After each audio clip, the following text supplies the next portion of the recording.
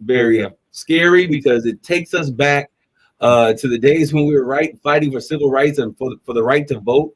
And they're changing things. What we saw in COVID, we made exceptions and plans for people to expand voting, longer hours, weekend voting at other precincts, creating more precincts. And now we see, because of this election and these results, the big lie now has us in a place, Rob, where we are now seeing a reversal of, years, decades of civil rights that we have now found as it relates to voting. And my thing is, and I'm gonna bring you guys in because I'm gonna ask you guys a question. My thing is with this whole piece is that when we lose our right to vote, we lose our ability to declare who will be the individuals that will govern us. We lose the ability to have our voice. And we have been looking at so many things that are taking place in the community, but it's important that we do not lose sight of this voters' right situation. All right, Rob, the Rob father, he is in the room. Rob, what's going on, sir? What's happening, man? How you doing? I'm happy to be here on Straight Talk. I hope you heard my special edition of Pastor Soul Sunday featuring the Ohio players. The Ohio players. That's right, man. All right, so Rob, when you look at what's going on across the country and these Republican led Congresses, what comes to mind? What are your thoughts concerning this crazy situation? They're taking advantage of the situation right now, and they're taking. And in my view, the Democrats are weak.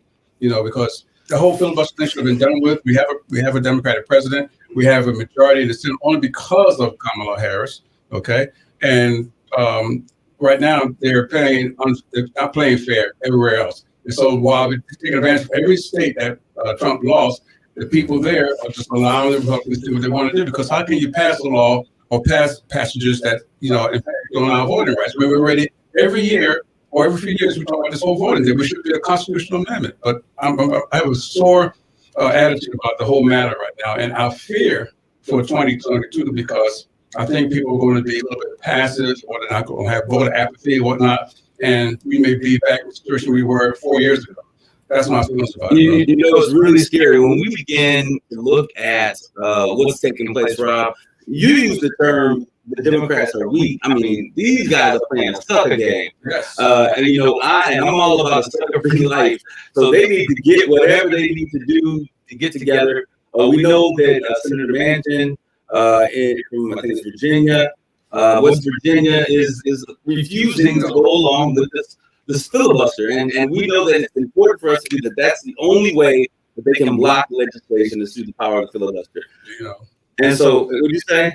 Democrat in name only. Yeah. So, yeah, absolutely. So we need to make sure, and that is something that's very important.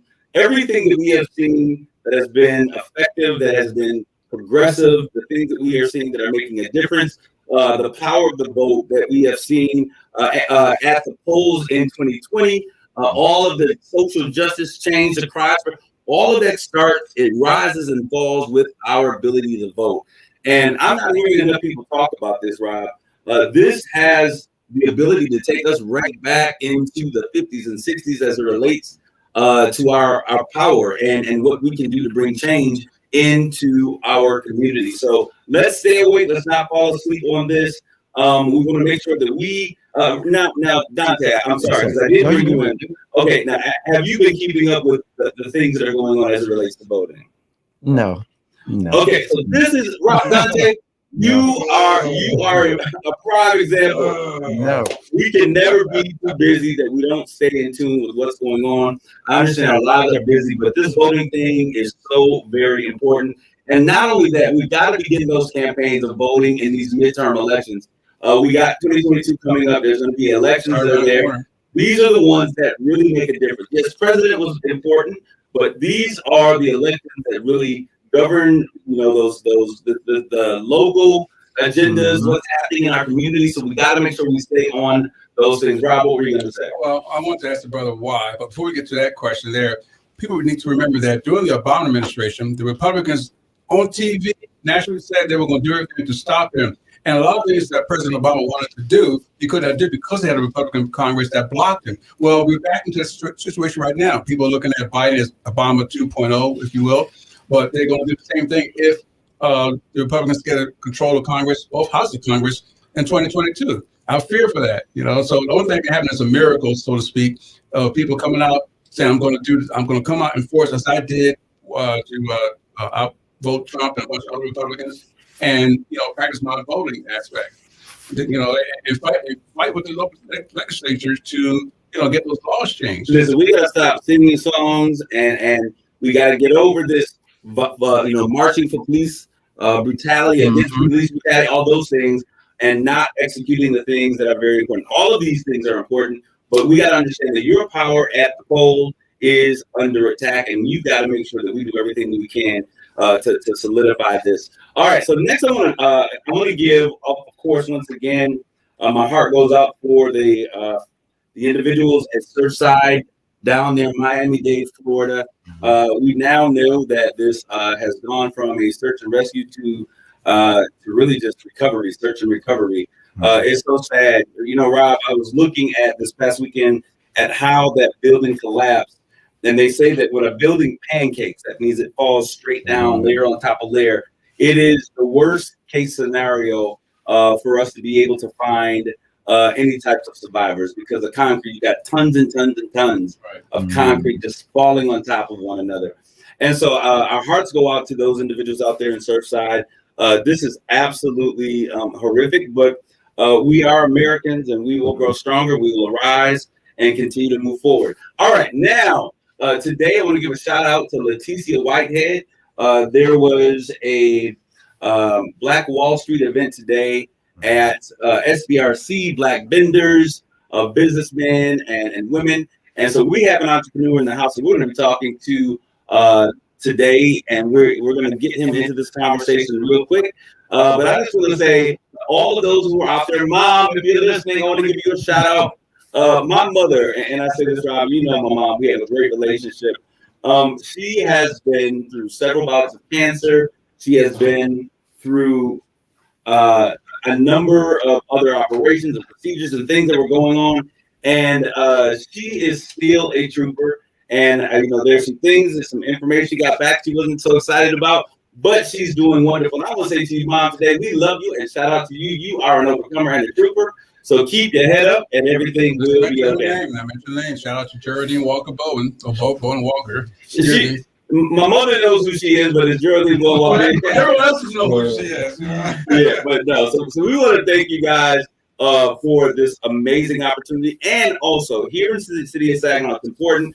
I don't know what's going on, Rob. We've talked about how the ARPA funds, the American Rescue Plan Act, has $52 million coming to the city of Saginaw for programs that the community sees are important in terms of really transforming the way this community is. And $52 million is a lot of money. From my word, and this is not something that I know for a fact, but I was told that the city council, the city manager, has decided to put a pause on moving forward with any planning, accepting ideas until the fall. Now, I don't understand why there is a need to wait to the fall for government money that has the ability to impact communities now. When I've talked to our counterparts in both the city of Flint, the city of Lansing, and Detroit, they are bringing in consultants. They are using a portion of those funds to bring in planners and consultants to figure out what is going to be the best way, the most effective way to use these resources, and what does our community think. They've been meeting with the community, and we still have yet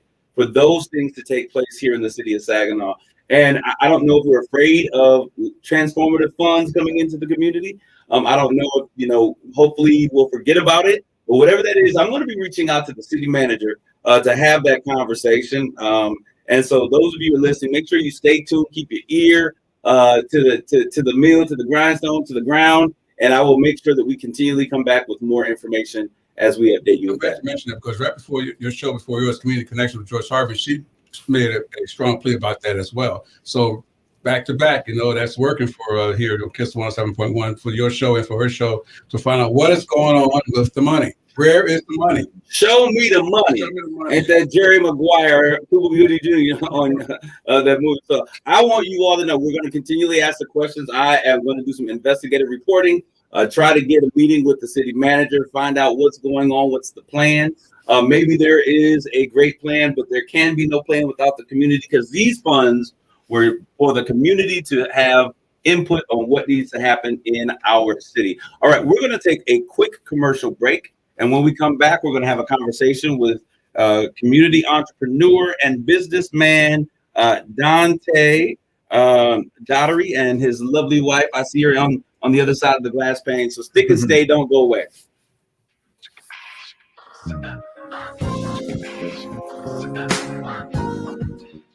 You're listening to Straight Talk with Kareem Bowen on KISS 107.1. Hey, it's Steve Harvey, y'all. Here's what happened on the Steve Harvey Morning Show. I confess, I don't like watching my grandkids. Beautiful grandchildren. They're beautiful. They crack me up. I don't like watching them. Too much. Stop. Put that down. Where you going? Get out off of that. I don't know how to find it. You put it on now. I probably like watching Sports Center and CNN and Netflix. That's what I'm gonna watch. Papa, I want to drink of that. You can't drink McAllen. KISS 107.1 is your home for the Steve Harvey Morning Show. Dutch Boy's new Platinum Plus paint with Stain Shield technology has the performance you expect from a luxury paint at a price you didn't. Platinum Plus is up to 50% more washable and stain resistant than a leading premium paint in satin sheen. Superiority ranges from 24 to. You guys are closed today, right? You're not open today. Platinum Plus keeps your walls looking new. Menards and Dutch Boy. Are you open on Sundays? You're open on Sundays. Go ahead, live your life. Get 11% off everything now at Menards. Savings are mail and rebates. For details. Is finding the clothes that you love in just the right fit and size an overwhelming task? Experience a new way to shop with Stitch Fix. Our experts on select pieces can get the ease of personal styling from the convenience of home. Every piece is curated just for you, for staying home or on the go in your unique style. With Stitch Fix, there's never any subscription required. It's delivered right to your door. Get started today at StitchFix.com. Stitch Fix. Your style delivered. I done already got one warning. That's incorrect. This Plus.com is for Fat Matt Barbecue. You're going to get a $6 gift certificate for only $10. You can find Fat Matt Barbecue at various locations this summer. Or even for your own private party or event. All you have to do is check out their Facebook page to see where they are going to be. We've got ribs, pulled pork, beef brisket, and of course, the mac and cheese parfait. If you're going to get barbecue, it's got to be from Fat Matt's. Head to RocketGrabPlus.com right now to snag your deal. RocketGrabPlus.com. It's Straight Talk with Kareem Bowen on KISS 107.1. Hey, this is Kareem Bowen, and we're back with more of Straight Talk. And we have with us in the studio on today, I'm going to say Sherelle's name first, because I've said Dante's name a million times, but we have Sherelle and Dante Daughtery with us in the house on today. And I just want to just kind of get into some basic conversation. Many of you probably know who Dante is. He's been around. It's not like he's coming from under a rock.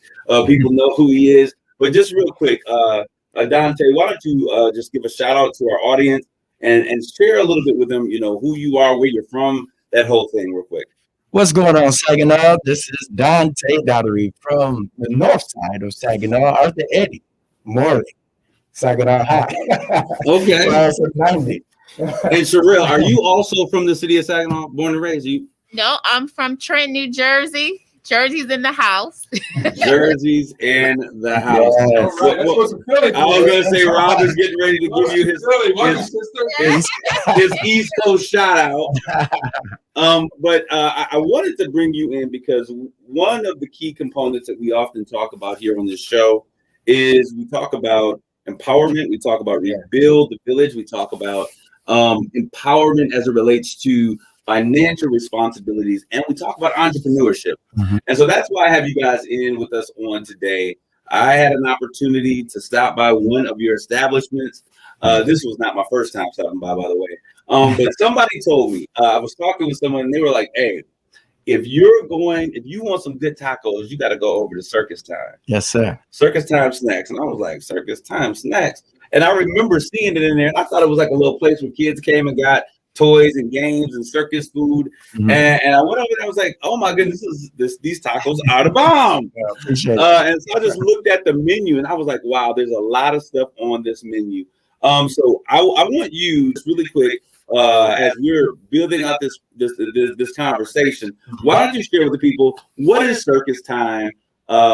circus time snacks. Tell us. In a nutshell, is the circus, the fair, the carnival comes one time a year, and so we wanted to come up with a creative idea to have a concession stand all year long. So that's basically what circus time snacks is. You can just come to the circus all year long, the concession stand. So when you say come into the circus and get your snacks up, what kinds of snacks are we talking about? Well, I had to throw tacos in there. They don't have tacos, but Saginaw is I promise you, Saginaw, people all over the world don't realize it, but Saginaw is taco country. Taco country, yes. So we talking about elephant ears, funnel cakes, fried Oreos, burritos, and list goes on, snow cones, cotton candy, the whole nine. So this is a place where the kid in you can always come out. Yes, sir. And I think the word you said was a funnel cake or elephant ear. Funnel cake, elephant ears, fried Oreos. Wow.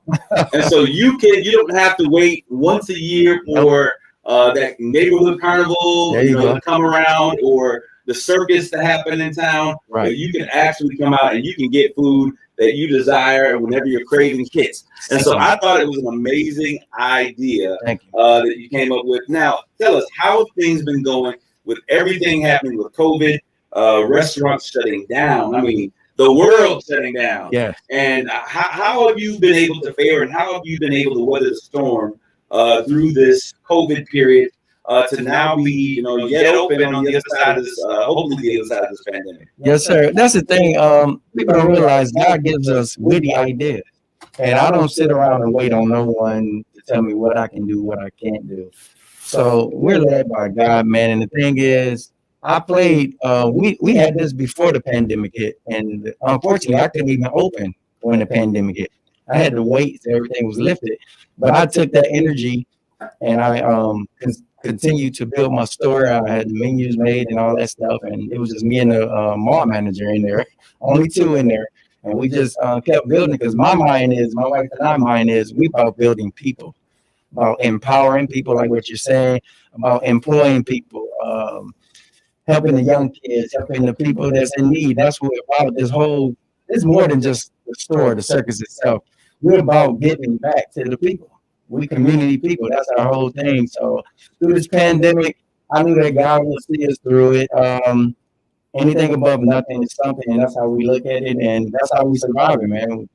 We just pushing forward. Now, for those of you who are listening, we're talking about Circus Time Snacks, and they are located in the full court at the Saginaw Fashion Square Mall. Now, Sherelle, Dante just gave this very powerful, strong, curated answer about surviving the pandemic. Yeah. I want to know, when you were looking at everything that was happening, first the world shut down, and then it seemed like they were never going to allow restaurants to open again. Then you were open on a limited capacity, and I think now we're kind of almost open, 100% open. During that period of time when you were going through what seemed to be a nightmare situation, what was going through your mind, and how did you encourage yourself through the midst of that storm? Well, like you said, it was always God first. It's always the calm in the storm. And when you're focused, it's almost like, who was on the water? Was it Peter? Who was on the water? Peter. Walking on the water. And it's almost, if you stay focused on God, all this stuff that's happening won't rock you or shake you, right? And so that has been our whole life and everything that we do. Everybody that knows us, they know that we're always focused on God. And so in midst of all the distractions, all the turbulence, all this and all that, we always stay focused on God. And we say, God, you are our source in everything. Yeah. If it's meant for us to get $1 today, we're going to take that dollar and we're going to flip it. We're going to keep flipping it. But God is our source. And so keeping focused on God is what kept us through the storm. Okay, anybody who's listening, we now understand that this is not just any family, but this is a family of faith. They have a faith in God. How has your faith, and this is something that is right off the cuff, I wasn't planning to ask this question, but since she said what she said, I got to ask this follow-up. How has your faith been impacted over the past 16, 17 months? That's it. It don't bother us, man. It makes me stronger, man. I'm telling you, I'm a fighter. I play sports. You know what I'm saying? I had to run track in the rain, slipping and everything. So I was built for this years ago, not knowing that this was going to come. So I look at things a lot different than a lot of people. People say, no, you think you don't fail. No, even in what people called failing, I build from that. That's called a step. That's gonna take me higher to the next step. That's how I look at it, man. So I just think different. I don't think I'm better than nobody else, but I look at that. God, I trust you. You know, my faith is crazy, man. People don't know real quick. I'm gonna throw this side note in. We moved to Maryland with $365. People thought we was crazy, thought we was gypsies, but I had to go because I was told that it's going to strengthen my ministry and so forth, and it's going to help me with, things like this coming up. And by doing that, I had to tell my wife this, and I was worried at that point. I'm saying, what's she going to say about this? Because you got the family, ain't just me. Right. But the thing is, I told her, I said, you got to get 7 pairs of outfits, 2 shoes. I'm like, oh, man, she going to leave me because I'm about to mess with her closet. You know? Man, you gotta leave them shoes. I don't know where you're gonna tell them we're going somewhere. Right. 7 outfits and 2 pairs of shoes. And that's how God gave to me. I told her, I said, and the thing that was said to me, God said, you will never lack. He said, you go, you will never lack. When I went, the jobs that we had set up for us was taken. I'm like, what are we gonna do? You know about Labor Ready, right? Right. So we had to think quick. I'm from Saginaw. I had to think quick. We grabbed Labor Ready, got some jobs. We had to stay in a motel, not a hotel. We stayed in a motel, and then this pastor came through, so forth. I'm a musician. Everything worked out to where this pastor said, you know what? I see you in me, and you would never lack. And I remember what God told me, and I had to tell my wife. And from that day forward, man, that thing right there, you talking about faith. That's why I was like, if I can go through that, man, this pandemic, this is nothing to me, man. This is nothing. You know what I'm saying? Okay, so now you're in Maryland. Maryland. Okay, so how did you end up back in Saginaw with Circus Time Snacks? My father fell ill, and I was just stopping through to visit to check on him. And then I told my wife at the time, I said, you know what? I think it's meant for us to stay here because I had an offer out in Texas to do some music out there. But I said, I think it's meant for us to stay here. And I said, so why don't you just go into your career, your HR? And then she ended up in Covenant, so forth. And I ended up playing at churches and getting jobs and so forth. And that's when the idea of Circus Time Snacks came to do that. So that's how that came about. And we're here. All right. So when you guys are thinking of Sherrill, I think this is a great time for you to jump in. When you think about where you guys are today, when you first started out that pathway to start a new business, for all of the young budding entrepreneurs that are out there, someone who says, you know, I think I want to start a business. Mm-hmm. Where did you start? Where did you find your inspiration? How did this come into being? Okay, I know we can just say, okay, we're going to start a business, and it didn't just pop your fingers and end up overnight. But how did you get to the place that you are today? What was step number one? Step number one was participating in the festivals. So the festivals that we participated with, the Black Arts Festival, we were out there with a table. We had a snow cone machine and had our kids out there. But that was step number one, to see if that was something that we wanted to do. So you were testing the market, at the festivals that already existed in the community. That's right. Okay, so you had snow cone machines, cotton candy machines, hot dogs, hamburgers, cotton candy. Okay, so you started with testing the waters, and people don't understand this, how important it is. There's something called the SWOT analysis that you need to do for whenever you're opening a business. That's right. And that tells you what your strengths are, your weaknesses, the things that can be a burden or that will oppose you. And what you did, one of those key things is finding out what is your market niche. Right. And so what you were saying you did is you said, we're going to do this, but before we get out there and get a big time bill and go get a loan and get financed, why don't we use... Which we never got. Keep going. And we'll talk about that. What are the things that are already in place that we can utilize and be smart about, keeping our overhead down to begin? And so you said, you went to Black Arts Festival. Are there some other places that you went as well? We even set up tents at different places. We went to one of the Family Dollar store, Family Dollar, asking different people we can set up our tents out in their parking lots without no food truck. So doing things like that as well. So y'all was hustling. Yeah. Straight up hustling. Yeah. Okay, so how do we move? Okay, now there's only so many festivals that are there. We want to start this business. How do we finally say, okay, if we're gonna do this, we got to organize, we got to corral, we got to begin to make some serious steps. How do we begin that process of moving from this gypsy-like entity to becoming a full franchise restaurant or full-size restaurant. Excuse me, I don't want to use the word franchise, but a full-service restaurant. How do we do that, Dante? Well, like we said, we checked out the area. And we end up on Court Street because we played off of the MLS Catholic school over there, Lutheran school, Michigan Lutheran Seminary. Yeah, we played off of that, and then we looked at the area. There was no food in that area, so we studied in that area. And so, not knowing, we found the building that was not coded for food, but the health department, allowed us to finish out our lease we was only there for 10 weeks, and after that, how did you find out? Because I think that's a common mistake that many business owners. How did you find out? Or how should someone find out if they're interested in opening a restaurant? How did you find out your business wasn't coded for food? When I went to the city to pay my bill, and they were like, wait a minute, this is not coded for a restaurant. And they schooled me on that because, like us, we was hustling. We just wanted a building and so forth, but it wasn't coded. So they taught us the lessons real quick. And then we got real cool with the health department. They explained to us that we need the floors like McDonald's. There's a certain floor you need.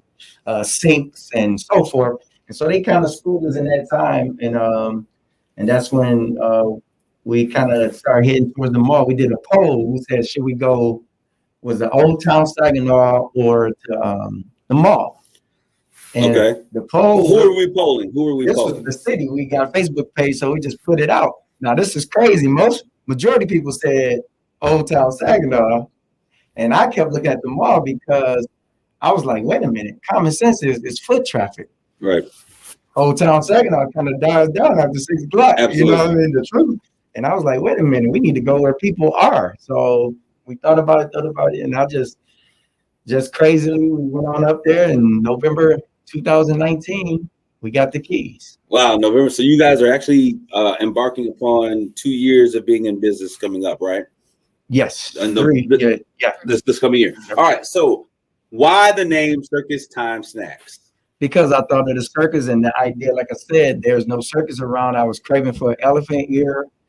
And my wife was like, she's from Jersey. She's like, what is an elephant ear? And I was like, you don't know what an elephant ear is? Right.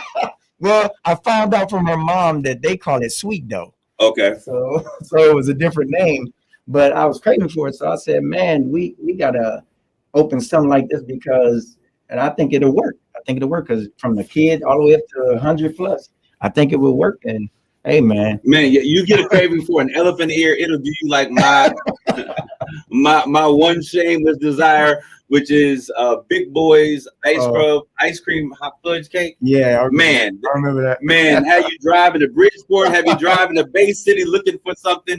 But Circus Time Snacks, man, I came in and I was reading the menu and looking at all of the things that are really novelties that you guys have incorporated into a brand. Yes. So now when you think of the circus, you don't have to wait. You can go out there and get this stuff. But you did something else. You capitalize on, because I was looking at the toys and the things that were. Yes. How did you conceptualize this business, Circus Time? Because this is really a big business and there's a lot on the menu. Most people tell you that if you're going to start a business, you should stick with a couple things, do those things right. But not at Circus Time. We got cotton candies, tacos, hot dogs. I mean, everything on the menu. Then we come to the kids counter, and there's all of these toys that are directly related and targeted, marketed towards children. How did you guys come up with the concept with what to carry and what not to carry? Well, because we have children, and we include them, man. You know what I'm saying? We get ideas, not just mom and I. We include them. We got a team, and we talk, and then we watch the parents when the children come in the mall. You know how they are, man. Absolutely. You know, they acting up somebody. We got to cater to them too as well. So I said, let's include the games as well. We got the spinning wheel. You know, it was really Russ D. Shout out to my boy Russ D. Said we should get a wheel, and so I incorporated that with the idea that you can spin it for so many spins, whatever, you can win. You walk away with something. So I wanted to give them that real circus carnival feel. So that's how we came up with that. Sherelle, I noticed that Dante mentioned that the kids were involved. When I came out there, the kids are working. Yes, sir. Okay, you're like, no, you're not just gonna come over here talking about this is gonna be legacy. You're gonna put them boots on, and you are going to work. And you said something to me that your kids actually can run this place without you even being there. Yes, sir. How important, Sherelle, was it for you to have or to create something where your children could be a part of what you were doing? And how did you motivate them to be a part of what's happening at Circus Time? Well, from even before Circus Time Snack, we always had a love for youth. We had a after school program, Next Generation Tuesdays. We had over 155 kids enrolled in that program. So our ministry is for youth. And so whatever we do for the youth in the community, we also have to start at home with our own children. Absolutely. And so my background is in human resources, 17 years. And so I love training. I love pouring into the youth as well about communication, about work ethics, about development, self-development, appreciation, all those things. So I trained my children since they were like 3 years old. I mean, they were separating clothes and, you know, they were always working in the house doing something, right? So it was almost natural for them to be included in this process. And being as though, like, you know, we always talk about your pond, you know, their pond is different from our pond, right? So we asked them, how can we reach your pond, right? And they said, well, you know what? You might want to have those LED lights, Mom and Dad. You might want to have some of these toys or these candies or these chips. A lot of the chips I don't even eat. I don't even know about it. Right. But it's come from them because that's their pond. And so we include them in everything: marketing, social media, uniform, just foods, all these different things. So it's a natural progression for them to be there. So these kids actually have a voice. Yes, they have a voice in what's taking place. I think that this is absolutely phenomenal. Now, for those of you who are listening, just to make sure that you're clear on what Sherelle was saying, she was talking about pond, P-O-N-D. And I think if I could summarize what she was saying is that they come from a different, we pikes and catfish and bullheads, because we are people of a certain age, right? But when you want to get the sunfish and the guppies, you have to fish in different pond waters. And so I always say to people that you catch what you bait for. That's right. And so if you want to make sure that young people are part of what you're doing, you gave us an indication of something that the city is listening to. Because oftentimes what happens is we create programs for young people, and then young people get in here and like, we don't want to be a part of this. This is so bogus. This is bogus, whack, whatever the term is. Right. But what you guys did is, and hopefully a lot of us are listening in and leading into this question, this portion of this. What you guys did is you noticed the value that your young people have, and then you gave them a voice in the process. And then they were able to be a part of the creative process. So you built Circus Time with them and not for them. That's right. Okay. So your children. So what is it that? How do they get? I wish I had one. Is that one of your kids over there? Yeah. All right. I really wish. Can we get them on the air just really quick? Aria. And Aria, I think I met you when you came into the store. Why don't you just have a seat real quick, right there where your mom was sitting? Aria. Okay. You are now a business owner. You are a young entrepreneur. Okay. How do you feel and what is your role at Circus Time? So I feel great to work at Circus Time. What I do is I work on the cash register, I cook in the back, and I clean. Okay, so how did you end up did you go to your parents, or did they just give you a job and say you are now enlisted? This is a draft. This is your job. How did you end up working at Circus Time? They asked us, did y'all want to work at Circus Time? And then me and my brother, we always like working. We love working. Where did y'all get these kids from? That's Saginaw, New Jersey mix. Okay. Go ahead, Aria. But yeah, we like working. We like helping our parents and stuff and learning new stuff from them because they teach us about everything and how we work and stuff and how to manage stuff and then all those type of stuff. Tell me something that you have learned in this process of building Circus Time. This is actually one of the most exciting parts of this interview to me. Go ahead, Aria. About attitude, you always have to have a good attitude. When you have a good attitude, you bring more people to your store. If you have a bad attitude, you push away more people. Attitude determines altitude. If you have the right attitude, you treat people right, then you truly can soar.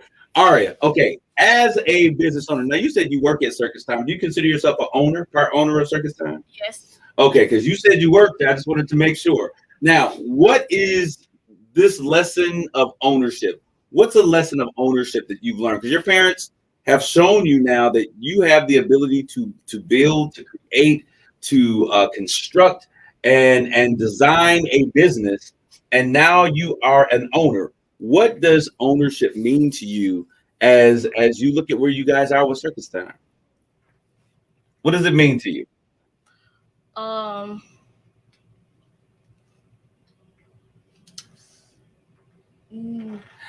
When you look at this, how do you feel owning your own business? Oh, I feel good because you don't have to work for nobody else. You can just work for yourself. And what does working for yourself feel like? How does that make you feel? Good, because you're making your own money. You can work when you want to and stuff like that. Okay, so if there's someone else, another young person that's out there, and they're thinking, hey, maybe one day I can open up a business. You are a part of the team that has opened up Circus Time, right? Circus Time Snacks. What advice would you give that young person who might be listening out there on what they should do, and if they're able to pursue and achieve their dreams of opening and becoming their own business owner? To list their ideas of what they want to open up, and to Google stuff on their items or whatever they're trying to get and stuff like that, and then work on most of their stuff. Aria, you have been absolutely fantastic. Okay, I want you to give me just real quick in moving from you as a part of this segment. I want you to give me, for someone else that's out there, let them know what is the best thing about being an entrepreneur. The best thing about being an entrepreneur is you just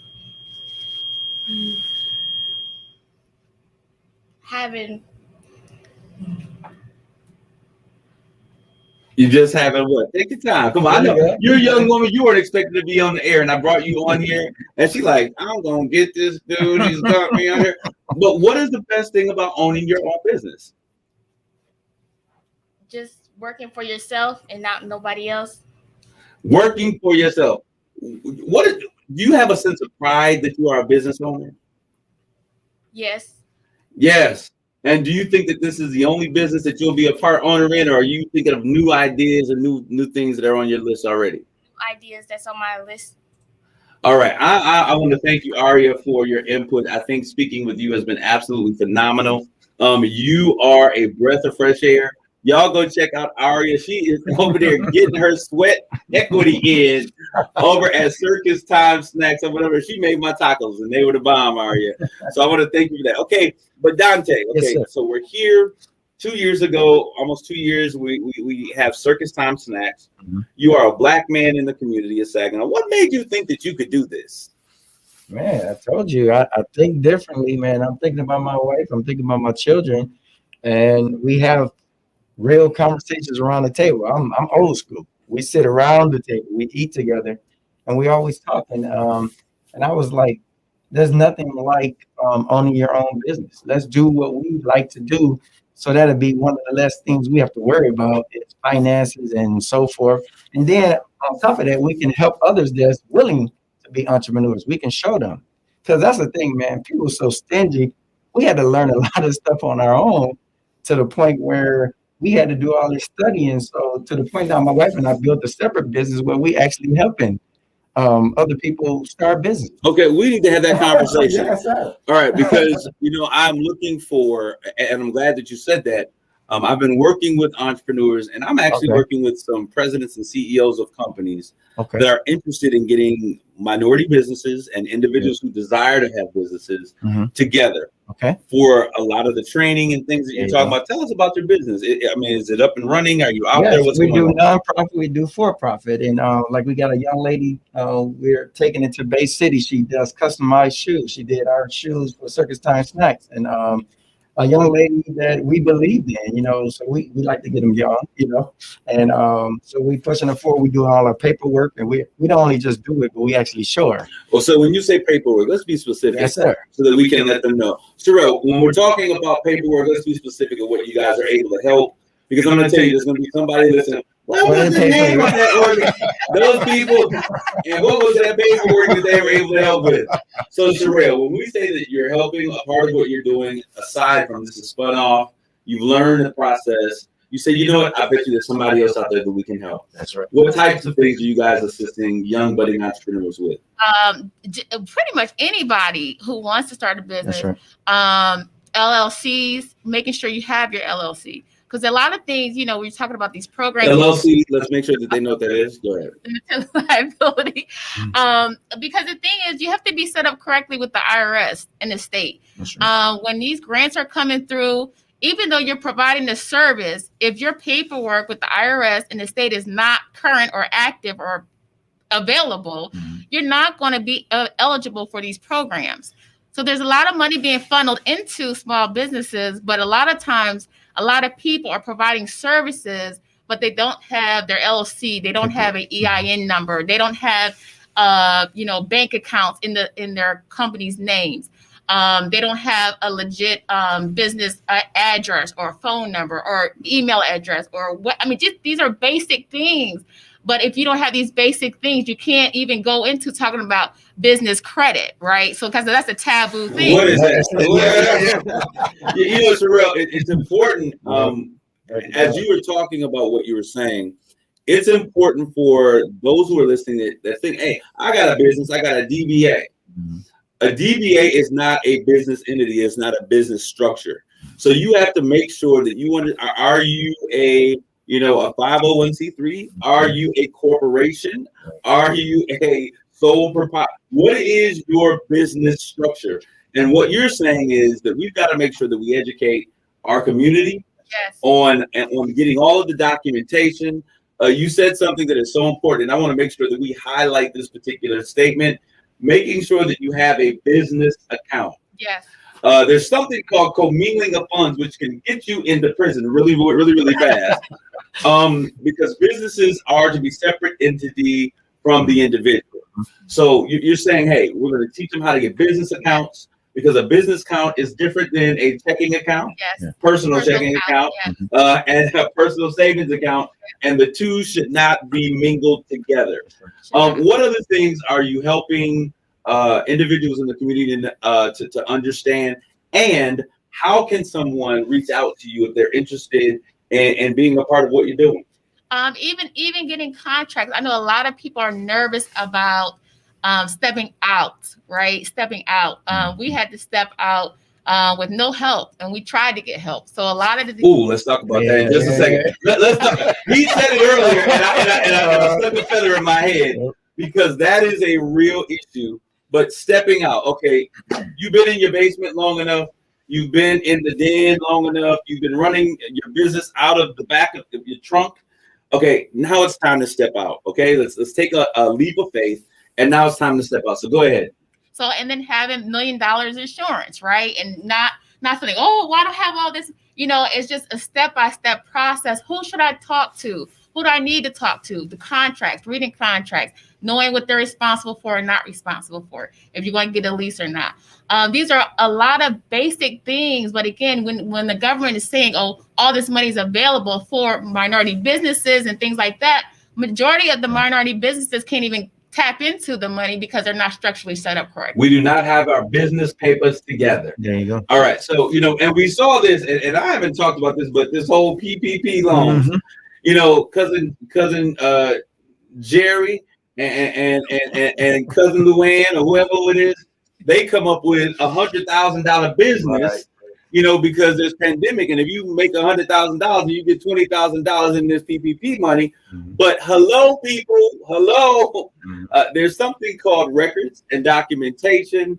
And, if you didn't say that you had a business that made $100,000 on your tax returns the year before the pandemic, or the year after, guess what? The IRS is going to be knocking on your door saying, hey, you reported that you made $100,000 from this business, and your little $20,000 is probably going to be a drop in the bucket of the penalties and fines that you're dealing with. So if someone, Sherelle, wants to come in and they want to get connected and they're saying, listen, I need some help, what's the name of your entity?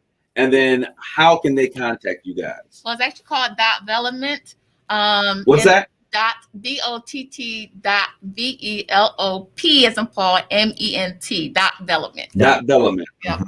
Okay. Is that development.com? Okay. And so do you have a phone number that they could reach you by phone, or would you prefer for them to go directly to your website? So they could go directly to the website, to development.com. We do the email to their Gmail. Yep, and the Gmail account as well. And so we really want to get back to that because there's our lessons learned. We teach our youth that there's no L's. See, the L's to youth is a loss, right? Loss, yeah. But there's no L's. There's lessons learned. And so we want to be able to teach those lessons learned so other people, because we're talking about building communities, right? The only way we're going to be able to build communities is share the information, right? Right. So we shouldn't have to be going over the same cycle over and over and over again, starting from ground zero. If we share the information, I don't lose anything from sharing information with you. I don't lose anything. We gain because we're sharing information with each other. Y'all don't realize it.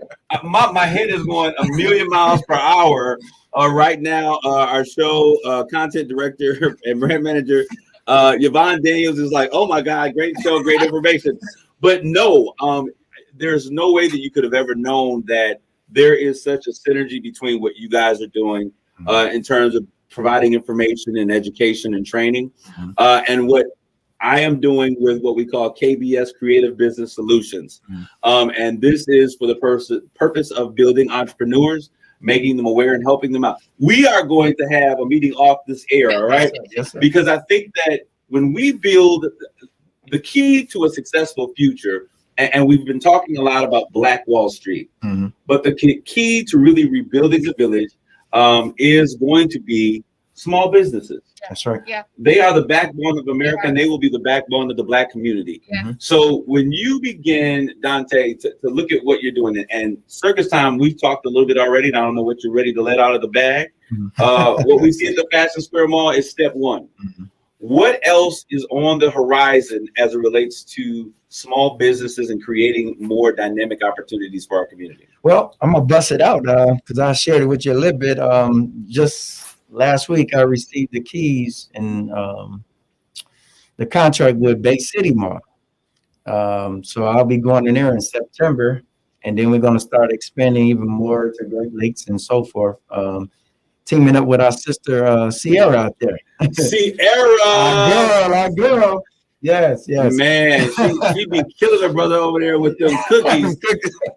But yes, delicious sweets. Yes, sir. So you're going to be headed down to Great Lakes eventually with Sierra.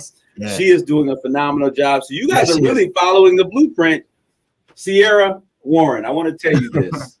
You are a trailblazer. Yes. And I love it when I see things like this happen, because when one of us makes it, all you got to do is turn around and give the blueprint. SBRC, Fashion Square Mall. Now she's down to Great Lakes Crossing, doing great things. And you're saying, hey, we're going to Bay City. We're going to Great Lakes Crossing. Now, when someone else comes up and they can ask you the question, how did you do it? And how do you expand from one location to the next location?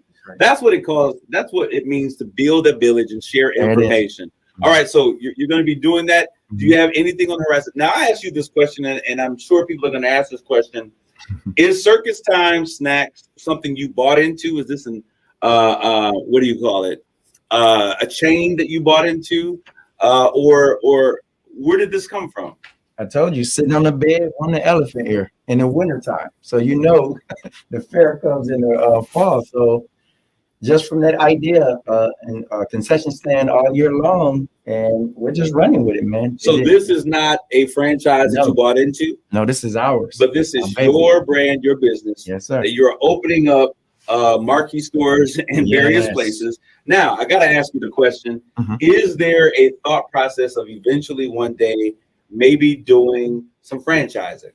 that would be down the line. But right now, our leg's still strong, and we want to be a part of it. You know, so you want to be a part of the expansion. Expansion, yes, sir. Okay. Why take a percentage? Right. When we can set up the brick and mortar spots. I got it. Yes, sir. Okay. But our thing is though, we do, and we thank God for First Ward because we are entered our third year with them, providing those youth training as well, the youth program. What kind of training you providing over there with Michelle McGregor at First World Community Center? That's my sister from another mother.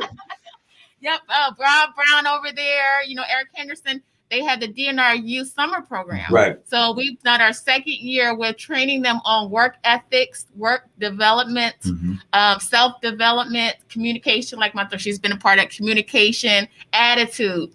Those are the two things we're seeing that our youth need a lot of development in. I don't know if it's because of the social media and the lack of verbal communication, but they're lacking in that area. And so even though social media is great, but we're still communicate. There's still some time and in some places where we're going to have to communicate to each other, and them looking down constantly or turning away or saying that I was told not to look an adult in the face, right? And so when you go into the business world and things like that, you're looking down and not having an eye. These are basic things. And so we teach them and train them on these things. 3 days.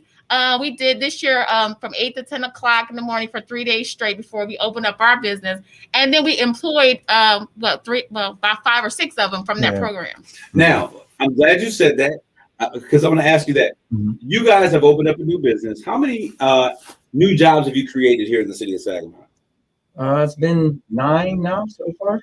So 9 jobs with what you guys currently have. And so we're adding more jobs to communities with opening up these new opportunities. Correct. All right. Now I got to ask you this question because you were talking about soft skills. So you guys are not just entrepreneurs, but you're also educators. Yes. That's right. Okay. So explain to us this partnership between education and entrepreneurship.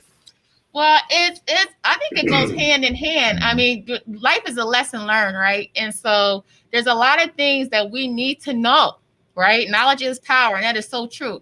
And a lot of times we don't succeed because we don't have that knowledge. It's not that we're dumb or stupid or uneducated or ignorant. It is just a lack of knowledge. Someone told me, well, it's just common sense. Well, no, it's not common sense unless we have the common experience. So unless we're exposed to these different things, right, then we won't know, right? And then we can't exceed, right? And then we feel like we are failures or that, we have this glass ceiling or whatever. But we want to train people and let them know, here's the information, right? You can take it or leave it. I'm gonna tell you about it. You take it or leave it, apply it, right? If you don't apply it, now if I give you the keys, we tell them, I give you the key, you have to put it in the doorknob, you have to turn it, right? And then you got to open the door. Keys on a keychain have never opened a single door. Never. So we have to put in some effort to make that happen. Faith without works is dead. I always say faith without works is a graveyard full of promises. All right, I want to get back to a very key piece because we talked about it and I pulled us away from it and I want to come back to it. Financing your dream. Every entrepreneur has, a great idea. They're excited. They have come up with something that they believe is a viable piece of the future. But there's always that question, especially in communities of color, how am I going to finance this dream? So why don't you share with us, because I know you said not a single one gave you a loan or whatever, but why don't you guys share with us how you guys were able to finance your dream? Well, for us, we did try to go for the loans. We tried to go for all the city grants and all that stuff. And it was always something that we didn't meet and come down to your credit scores. And I told them in the beginning, we had to use every dime out of our pocket. We had to make sacrifices in order to open our business. So I knew my credit score was going down. So I said, so I can tell you that thing is messed up. I'm gonna tell you that thing. Because we didn't put everything on credit cards to keep this thing going. To keep it going. And then through the process, we learned, through this step through the mall, that's when we got educated on business credit and all this stuff, so it don't be on the person, like you were saying, because we made that mistake of putting it on us. So now we learn how to separate now. So we said, now we're able to help the next person, so they don't have to go through what we went through. You know what I'm saying? So people, once again, they're talking about there's two entities. Yeah. Your business is an entity, and then you are an entity. And so as much of that you can put, this is what the rich folk do. Come on. They use business credit. There you go. Because if something doesn't go right with the business, you can always write it off and walk away. But if you use your personal credit, you are now putting yourselves in dire straits. Taking your house and they're taking your house, and everything that you own now is a part of this debt that now has to be paid back. I want to thank you guys, Rob. How much time do we have? About 2 minutes. I want to thank you guys really for coming in and sharing this information. Real quick, Sherelle, if you could give us how they can contact you guys once again, if they want to be a part of your educational seminars or your training that you're providing for young entrepreneurs. Okay, yep, please contact us. You can come to the Fashion Square Mall. You'll see us there all the time, first of all. And then going to dott.development.com. That's also the Gmail as well. Feel free to stop by, connect with us. We're always available and willing to help and share information. All right, awesome. Do you guys have a physical location for that entity? No, not yet. Okay, we're going to work on that now. Yeah. We're going to talk about that because I got space for you guys, all right? I want to thank all you guys that are out there listening to this episode of Straight Talk with Kareem Bowen. I certainly want to thank the Dotteries of Circus Time Snacks for coming here today. I had no idea that today's session would be so informative. So if you're out there and you're saying, listen, I think I have an idea, I have a dream, there's something that has been on my mind, but I'm a little afraid, I need to have some support so that I can make this dream a reality. I want you to reach out to them or send us a message here at Straight Talk or kisswtlz.com, and we will make sure that you get the help that you need to make your dreams become a reality. I want to thank you guys for tuning in today. And as always, I want to say grace and peace. You've been listening to Straight Talk with Kareem Bowen on KISS 107.1. The views and opinions expressed on Straight Talk with Kareem Bowen by the host